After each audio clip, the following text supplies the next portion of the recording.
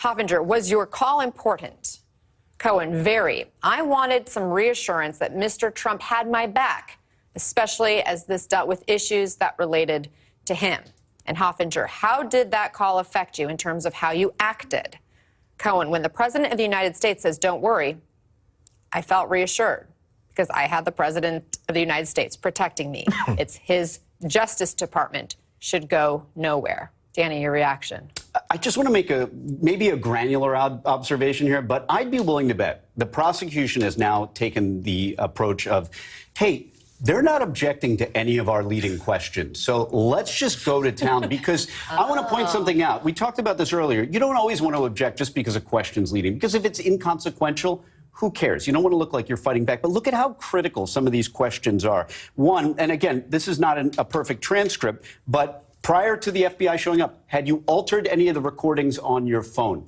A leading question is a question where basically the attorney is testifying and the witness is just rubber stamping it at the end. It allows, I can't overstate how much control it gives you over a witness. So much control that it's considered an unfair advantage if it's your own witness, which is why the prosecution shouldn't be allowed to lead. And as I said it before, if they do it sometimes, no big deal. But just take a look at some of these questions. One of the issues the defense made was the possibility that they raised that Cohen may have altered the recording. They did that with the tech guy, and they tried to raise that specter. But now, with just one question, they've gotten into evidence. Had you altered these recordings at all before they were seized? I have to imagine they were thinking as soon as Hoffinger asked that question, here comes the objection. But no, it didn't come. And now a major piece of evidence. What objection would have mattered? It's a leading question. Basically, Hoffinger is testifying for the witness. But good on them. They've made a decision that the defense is not objecting. They're letting us do this. It's a strategic choice. The defense wants to appear like they're not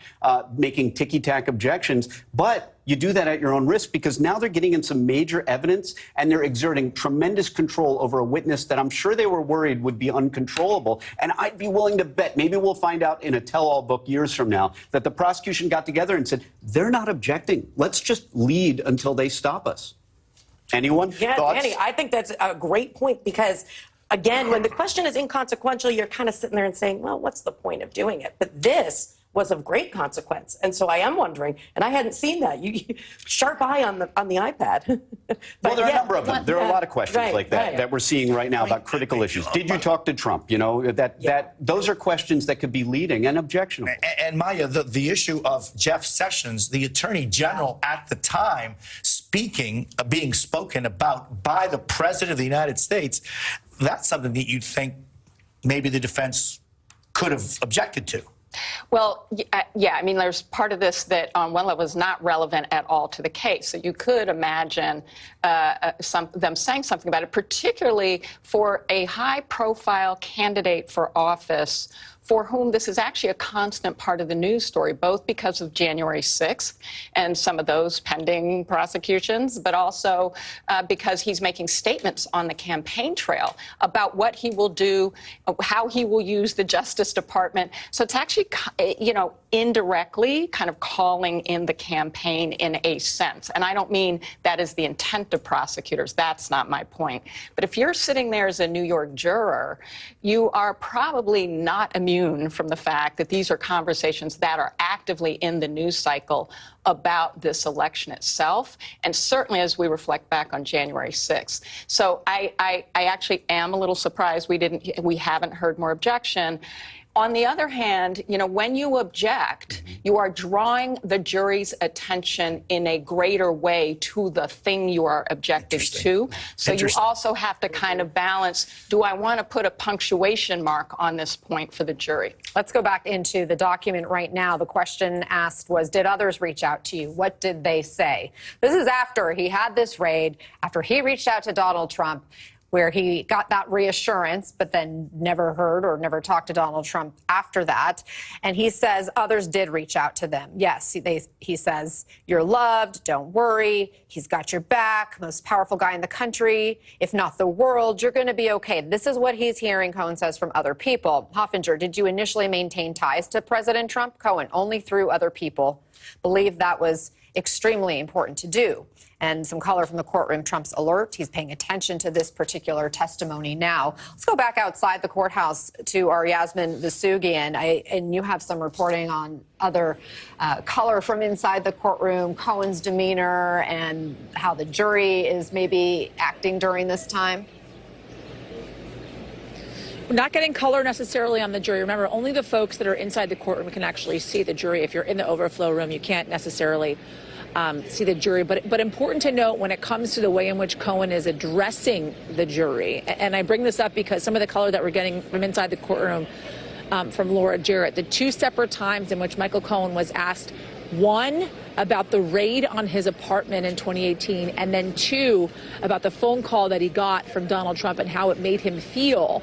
He actually turned his body and addressed the jury directly instead of talking specifically to Hoffinger. Remember, throughout the entire day and a half of his testimony, he has literally remained fairly straightforward, looking directly at Hoffinger, answering her questions and answering the questions that are asked. But here it seems as if he is trying to humanize himself in addressing the jury to make them or help them understand how it is he was feeling when that raid took place and how it was he was reacting to Donald Trump's support. We're also getting some color when it comes to the former president himself as he is sitting at the defense table. I mentioned earlier how his eyes were mostly closed at times, speaking with Bovee to the left of him, but now he seems more animated, more involved in listening to the testimony, especially the exchanges between himself and Michael Cohen after the raid. And I'm told he's also passing notes to Todd Blanche throughout this period as well, as Michael Cohen is testifying specifically to the text message that Donald Trump put out that many of us remember with regards to Maggie Haberman, in which he said, and this has already been admitted into evidence, by the way, earlier with another witness, in which he said, and I'm paraphrasing here, essentially, Michael Cohen is a good man, he's a family man, so on and so forth, and we will go on and support him, and asked Michael Cohen about his reaction to that. He said, well, I felt that Donald Trump was being loyal, and it kept me within the fold. I wanted to remain loyal to Donald Trump at that moment when he sent out that tweet about Maggie Haberman, guys. So then we're going to actually talk about that tweet about Maggie Haberman a little more in detail, because the judge just called for a 15-minute morning recess. And right before that recess is that showing in an exhibit of the Trump tweet about Haberman. And I think it's important to read that because it does bring in the issue of Cohen. The New York Times and a third-rate reporter named Maggie Haberman, known as Crooked H. Flunky, who I don't speak to and have nothing to do with, are going out of their way to destroy Michael Cohen and his relationship with me in the hope that he will flip. They use non-existent sources and a drugged-up loser who hates Michael, a fine person with a wonderful family. Michael is a businessman for his own account, lawyer who I've always liked and respected. Most people will flip if the government lets them out of trouble, even if it makes lying or making up stories. Sorry, I don't see Michael doing that, despite the horrible witch hunt and the dishonest media. Hoffinger, what, if anything, did these public statements have on you?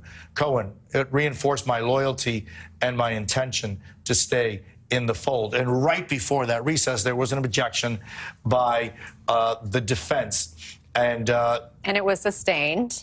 And Hoffinger goes on to ask, did you have any understanding at the time of that public statement of whether you should cooperate with law enforcement? Another objection. And at this point is when we're hearing Trump's handing notes to his lawyer, Todd Blanche, as they're reading the texts of support from Trump to Cohen. Hoffinger, what understanding did you have about that statement? Again, referring to this tweet that was put out about Michael Cohen saying most people would flip. I don't think Michael Cohen would. Cohen says that Mr. Trump did not want me to cooperate with the government or certainly not provide information or flip. Hoffinger, if you had cooperated with law enforcement at that time, what would you have told them? And then objection, morning recess. The objections are flying now, Danny. Yeah, that one was speculative. There's really, I mean, a hypothetical. What would you have told them? Finally, an objection. It makes sense. Good objection. Just a bit of in the courtroom color. I was in the courtroom on Friday, and Maggie Haberman has been name-checked more than a few times in this case. And it's She's been in the court, I think. Well, that's what I'm. That's you did. That's the end of the story today. She was in the courtroom on Friday, too. And when she's name-checked, it's not flattering. It's usually Trump attacking her in some form or another. And, of course, since the courtroom is full of a bunch of journalists who all know each other, there's this audible whooshing sound as the rubbernecking heads turn to look at Maggie Haberman when she gets attacked. It's got to be surreal to be sitting and covering a trial in which you're being name-checked and tweets about you are being put up on the screen. I don't know if she's in there today. I assume she is. But it's very interesting to be in that courtroom, which is mostly full of journalists on the Trump beat, many of whom know each other. So it's kind of a who's who of people who've been covering Trump. And when Maggie Haberman got name-checked on Friday, everyone turned to look at her. It was really interesting. Is that exhibit that they just showed, this tweet, Misty, a big deal? I mean, is this going to be potentially a vital part of the case, or is this just, again, setting the stage for how their relationship fell apart and obviously why, Cohen would have had some expectation to lie at one point? Right, and that's exactly what it is. It's more attuned with Cohen's credibility and all of the why did you lie at each and every turn? He didn't cooperate in this particular instance because he sees this tweet and he takes a signal that it means I can't say anything, I need to be loyal, and then I will be taken care of. It's an explanation for his behavior and for the why he didn't cooperate at this time, and then his story evolves and changes over time. If you all stay with us, as the court has taken a very short break, we will do that as well. 21 past the hour. We continue our special coverage on MSNBC.